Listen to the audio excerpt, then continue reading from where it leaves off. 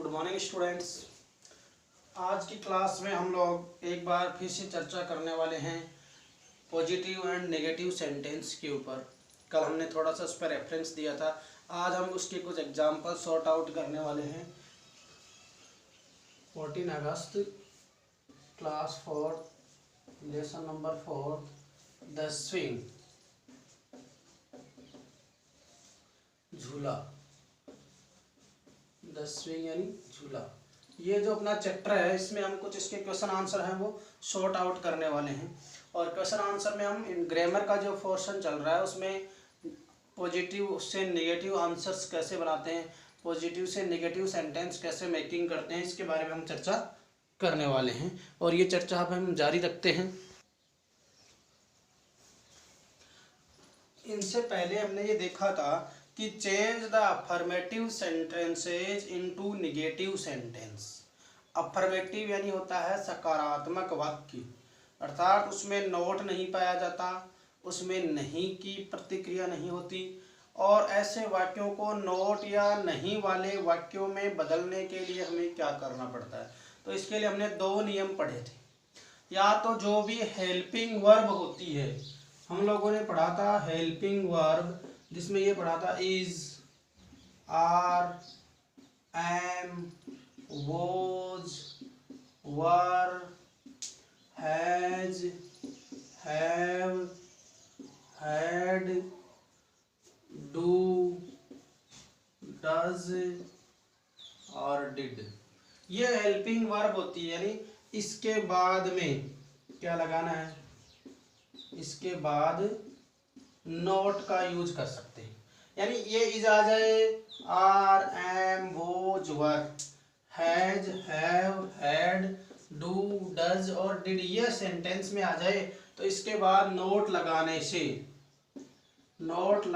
से वाक्य निगेटिव कैसा हो जाता है, निगेटिव या नकारात्मक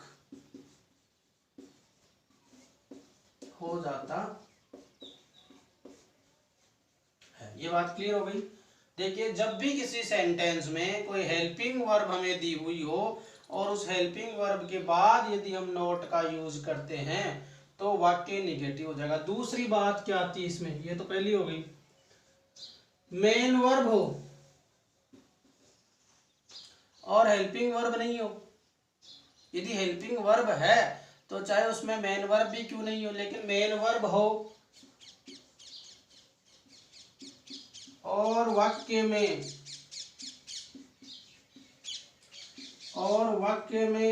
हेल्पिंग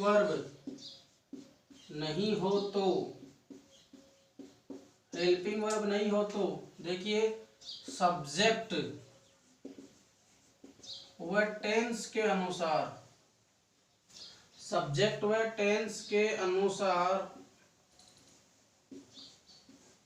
हेल्पिंग वर्ब यूज करके नोट का प्रयोग करेंगे। तो ये बात हमने कल क्लियर कर ली थी। देखो, दो तरह की बातें हमने कल स्टडी करी थी कि यदि हेल्पिंग वर्ब आ जाए, is, are, am, was, were, has, have, do, does, did, ये यदि आ जाए तो इसके बाद नोट लगा देंगे। और यदि हेल्पिंग वर्ब नहीं आती है, मेन वर्ब भी आ रही है और मेन वर्ब के बाद मुख्य क्रिया के बाद यदि वाक्य में कोई हेल्पिंग वर्ब नहीं है, उस परिस्थिति में सबसे पहले तो सब्जेक्ट और टेंस के अकॉर्डिंग हम उस सेंटेंस में हेल्पिंग वर्ब यूज करेंगे और फिर उस वाक्य को निगेटिव बनाने के लिए उस हेल्पिंग वर्ब के बाद नोट का यूज करेंगे। टेंस और सब्जेक्ट के अनुसार उसका जो पर्सन है, नंबर है, वर्ब है, वो जो चेंजेज होती हैं वो सारी चेंज करेंगे। अब हमें करना है, कुछ एक्सरसाइज करनी है। इसमें मैं आपके सामने एक क्वेश्चन रखूंगा और उस क्वेश्चन के अनुसार कुछ सेंटेंसेज रखने वाला हूँ, उनका प्रयोग करना है। देखते हैं। सबसे पहले हम रखने वाले हैं, ये बातें तो हमने कल भी करी थी इसलिए बता रहा हूँ ताकि आपके ये चीज़ें ध्यान में रहे और बार बार यदि हम किसी चीज़ को स्टडी करेंगे तो वो हमारे माइंड में हो जाएंगी। Change the following affirmative sentence, question है आपका change the following affirmative sentence, change the following affirmative sentences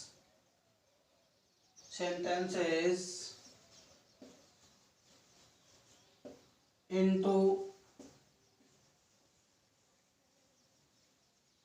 negative sentences.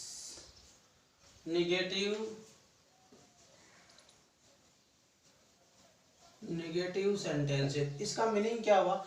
Change the following affirmative sentences into negative sentences. निम्नांकित अफर्मेटिव वाक्यों को या सकारात्मक वाक्यों को किसमें बदलना है? नकारात्मक या नेगेटिव वाक्यों में बदलिए। क्या मीनिंग हुआ? निम्नलिखित या निम्नलिखित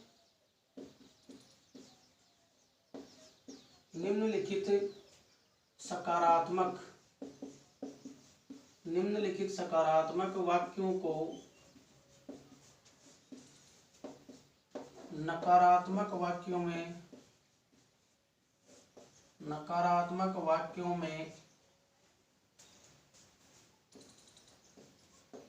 बदलिए।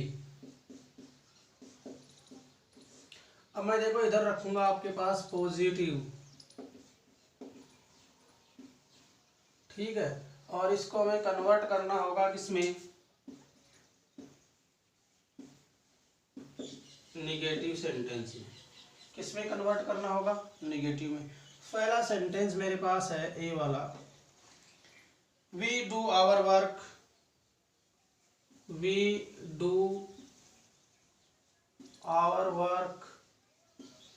On time.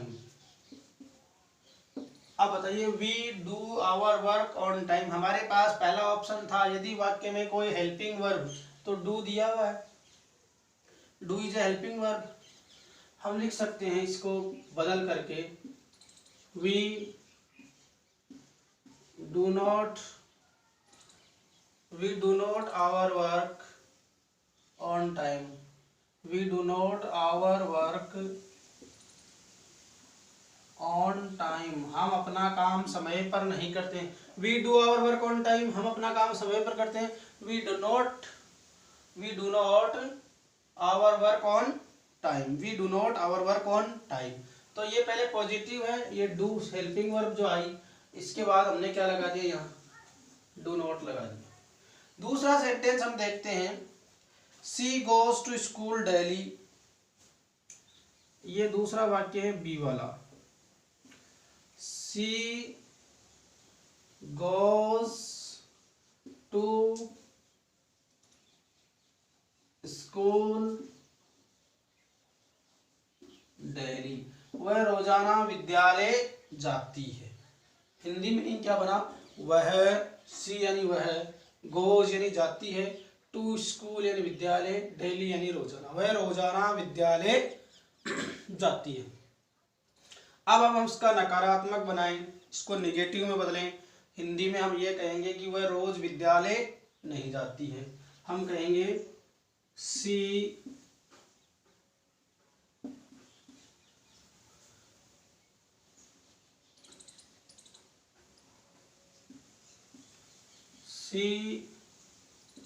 Does not go to school daily, she does not go to school daily. अब बताइए डज क्यों आया? देखिए, सबसे पहले हम ये देखेंगे कि इस वाक्य में कोई हेल्पिंग वर्ब नहीं है, there is no helping verb, सिर्फ सब्जेक्ट आ रहा है, फिर वर्ब आ गई। अब हमने देखना है कि ये टेंस कौन सा है, तो मेन वर्ब की फर्स्ट फॉर्म में एस या एस जुड़ा हुआ है, इसका मतलब ये होगा कि ये प्रेजेंट सिंपल टेंस का अफर्मेटिव सेंटेंस है। ये बातें तब क्लियर होगी जब हम लोग टेंस को स्टडी करेंगे। अभी आपके ये बातें ऐसे मैं इतने लंबी बताऊंगा कि टेंस का कौन सा टेंस प्रेजेंट सिंपल, सिंपल के अंदर अफर्मेटिव सेंटेंस है, उसको में वर्ब की ये फर्स्ट फॉर्म है, उसमें एस या ईएस लगा हुआ है, ये टेंस की पहचान होती है। तो यहाँ पर हम मुझे पता चला या आप लोग ये देख सकते हैं कि ये जो वर्ब है ये इसके अंदर ईएस जुड़ा हुआ है तो अफर्मेटिव सेंटेंस है। तो इसमें हेल्पिंग वर्ब क्या है कि डू या डज में से आनी है, तो ये सिंगुलर है तो इसलिए डज आ जाएगी। इसलिए मैंने क्या लिख दिया, डज नॉट। क्या लिखा, डज नॉट। अब यहाँ तो कोई हेल्पिंग वर्ब है ही नहीं, she does not go to school. अब देखो गोज में लगा हुआ ईएस हट गया, यहाँ केवल क्या आ रहा है, गो ही आ रहा है। ये बात समझ में आ गई होगी आपको।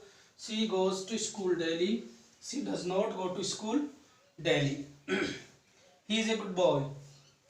सी जो है उसके अंदर मैं आपको बताता हूँ, he is a good boy. अब देखो इसमें इज मेन वर्ब की भूमिका में है, किस भूमिका में है, लेकिन ये स्टैटिक वर्ब है, स्टैटिक वर्ब के जस्ट बाद में नोट आ सकता है। इसमें is, are, am, was, were, has, have, ये चीजें जो होती है स्टैटिक्स वर्ब यानी ये मेन वर्ब की भूमिका में भी हो सकती हैं। तो ही इज ए गुड बॉय, तो हम लिख सकते हैं he is not a good boy. He is not a good boy, वह एक अच्छा लड़का नहीं है। ही इज ए गुड बॉय, वह एक अच्छा लड़का है। He is not a good boy, वह एक अच्छा लड़का नहीं है। देखना डी पे चलते हैं। We are planning a new year party. We are planning a new year party. We are planning a new year party, हम लोग एक नए साल की पार्टी के आयोजन के बारे में, we are planning a new year party, नए साल की पार्टी के लिए हम लोग योजनाएं बना रहे हैं। नए साल की जो पार्टी करनी है हमें, उसके लिए हम क्या बना रहे हैं, योजनाएं बना रहे हैं।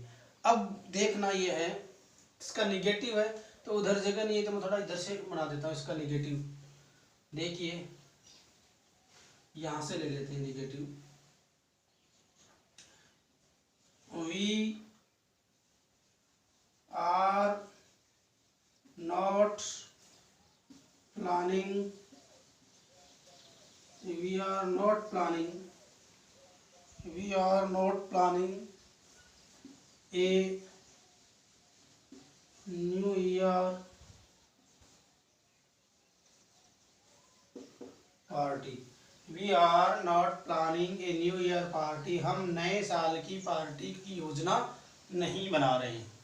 क्या नहीं बना रहे, we are not planning a new year party, we are not planning a new year party, हम नई साल की जो पार्टी की योजनाएं हैं वो नहीं बना रहे हैं। एक लास्ट वाला सेंटेंस और कर देते हैं। ई वाला सेंटेंस क्या कह रहा है कि they are playing football, they are playing, they are playing football, they are playing football in the garden, in the garden वे बगीचे में क्या खेल रहे हैं, फुटबॉल। दे आर प्लेइंग, वे खेल रहे हैं, फुटबॉल यानी फुटबॉल खेल रहे हैं। इन द गार्डन, कहाँ खेल रहे हैं, बगीचे में। तो वे बगीचे में फुटबॉल नहीं खेल रहे हैं, तो यहां से मैं बना देता हूं they are not, helping verb के जस्ट बाद नॉट लगाना, दे आर नॉट, फिर वही वर्ब की फर्स्ट फॉर्म में ING, they are not playing, they are not playing football, they are not playing football in the garden, in the garden, they are not playing football in the garden, वे बगीचे में football नहीं खेल रहे हैं। they are not playing football in the garden, वे बगीचे में football नहीं खेल रहे हैं। इस तरीके से they are playing football in the garden, वे बगीचे में फुटबॉल खेल रहे हैं। They are not playing in the garden. इस तरह से आपका फोर्थ जो चैप्टर है, लेसन नंबर जो फोर्थ है क्लास फोर्थ का, वो कंप्लीट रूप से कंप्लीट हो गया। जिन छात्रों ने या जिन स्टूडेंट्स ने वीडियोस नहीं देखे हैं, उन्होंने होमवर्क नहीं किया है, वो प्लीज़ पीछे के बैक के वीडियोस देख करके अपना होमवर्क कंप्लीट करें। और उसके बाद जस्ट आई होप कि जल्दी सितंबर तक आपकी स्कूलें रीओपन हो जाएगी। बाकी ये जो 4 एग्जाम्पल्स 5 एग्जाम्पल्स करवाएं, ये आप एज ए होमवर्क के रूप में अपनी फेयर नोटबुक में कंप्लीट करेंगे। Thank you very much.